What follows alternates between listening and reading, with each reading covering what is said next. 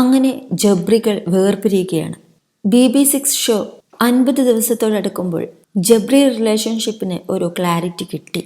Jasmine, Gabri, Resmin എന്നിവരുടെ സംഭാഷണത്തിലൂടെയാണ് ഈ ബന്ധത്തിന്റെ ക്ലാരിറ്റിയെ പറ്റി പുതിയ പ്രമോ പുറത്തുവിട്ടിരിക്കുന്നത്.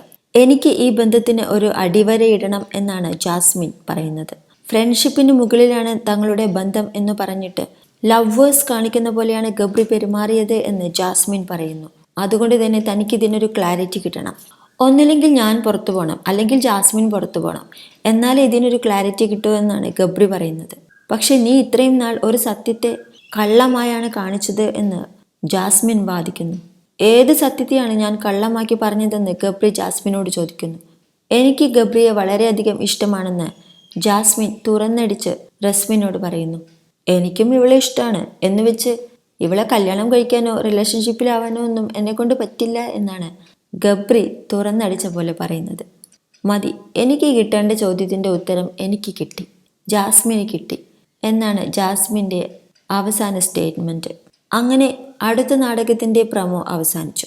പ്രേക്ഷകരുടെ ചോദ്യത്തിനുള്ള ഉത്തരവും കിട്ടി. നിരവധി കമൻറ്റുകളാണ് ഈ പ്രമോയ്ക്ക് താഴെ വന്നത്.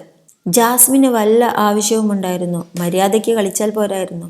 ഈ വർഷത്തെ മികച്ച നടീനടൻ. അടുത്ത ബെല്ലോടുകൂടി നാടകം ആരംഭിക്കുകയാണ്. ഞങ്ങൾ ഇനി ഒറ്റയ്ക്ക്. തിരക്കഥ, സംഭാഷണം, സംവിധാനം റസ്മിൻ ടീച്ചർ. അഭിനേതാക്കൾ ജാസ്മിൻ, ഗബ്രി. പുറത്തുണ്ടായിരുന്നവനും പോയി അകത്തുള്ളവനെ കിട്ടിയതുമില്ല. എന്താലേ, ഗബ്രി കറക്റ്റ് മീറ്റർ പിടിച്ചിട്ടുണ്ട്. ജാസ്മിൻ്റെ അഭിനയം പോരാ. സ്ക്രിപ്റ്റിൽ റസ്മിൻ കുറച്ചുകൂടെ പഞ്ച് ഡയലോഗ് അവർക്ക് പറഞ്ഞു കൊടുക്കണം.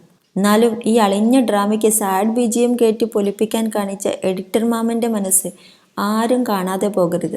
ജാസ്മിൻ ചിരി കുറച്ച് കൺട്രോൾ ചെയ്ത് അഭിനയിച്ചാൽ കുറച്ചുകൂടി റിയാലിറ്റി കിട്ടും. ആ ജയിലിൽ കിടന്ന് പറഞ്ഞതല്ലേ ക്ലാരിറ്റി ഇല്ല എന്ന്, ഇപ്പോൾ എല്ലാത്തിനും ഒരു ക്ലാരിറ്റി ആയല്ലോ അല്ലേ? ഇവർ 3 പേരും തമ്മിൽ നല്ല പ്ലാനിങ് ആണ്, 100%. അതിന് ഒരു സംശയവും വേണ്ട. റസ്മിൻ പുറത്തുപോയി വന്നപ്പോൾ പുറത്തെ കാര്യങ്ങളൊന്നും അറിയാതെയാണ് വന്നത്. ആർക്കും സംശയമൊന്നുമില്ലല്ലോ അല്ലേ? ഉത്തരത്തിലുള്ളത് പോകുകയും ചെയ്തു, കക്ഷത്തിലുള്ളത് കിട്ടിയതുമില്ല. ഒരാളെ വഞ്ചിച്ചും വേദനിപ്പിച്ചും നേടുന്ന ഒന്നും അധികകാലം നിലനിൽക്കില്ല. റസ്മിൻ പുറത്തുപോയി വന്നപ്പോൾ നെഗറ്റീവാണ് പുറത്ത് എന്ന് കൊടുത്ത സൂചനയുടെ അടിസ്ഥാനത്തിലുള്ള നാടകം. അവരുടെ കണ്ണുകൾ കണ്ടാൽ അറിയാം ഇതൊരു നാടകമാണ്. സംഗതി പുറത്ത് നെഗറ്റീവാണെന്നറിഞ്ഞപ്പോഴുള്ള പുതിയ നാടകം. ജിൻഡോ പറഞ്ഞത് സത്യമാ, പുറത്ത് നടക്കുന്നതൊക്കെ അറിഞ്ഞു. അങ്ങനെ അടുത്ത നാടകത്തോടെ ഇവർ വേർപിരിയുന്നു. എന്നാലും ഇത്രയും പെർഫെക്റ്റായ ആക്ടേഴ്സിനെ കിട്ടാൻ പാടാ. ചിറകൊടിഞ്ഞ കിനാവ് കണ്ടിന്യൂസ് 99 ദിവസത്തെ കണക്ഷൻ ആഗ്രഹിച്ചുവെന്ന ഗബ്രി, ലൈഫ് ലോങ് കണക്ഷൻ ആഗ്രഹിച്ച ജാസ്മിൻ. ഇവർ ഒന്നിക്കുമോ? ഇന്നലെ പനിച്ചു കിടന്നപ്പോഴെല്ലാം ഗബ്രി ജാസ്മിനെ നന്നായി ശുശ്രൂഷിച്ചിരുന്നു. പാട്ടുകൾ പാടി ആശ്വസിപ്പിച്ചും സമാധാനിപ്പിച്ചും നന്നായി കെയർ ചെയ്തിരുന്നു. ഒരു പക്ഷേ ജാസ്മിന് ഗബ്രിയോട് റിയലായി ഇഷ്ടം തോന്നി തുടങ്ങിയിട്ടുമുണ്ടാകാം.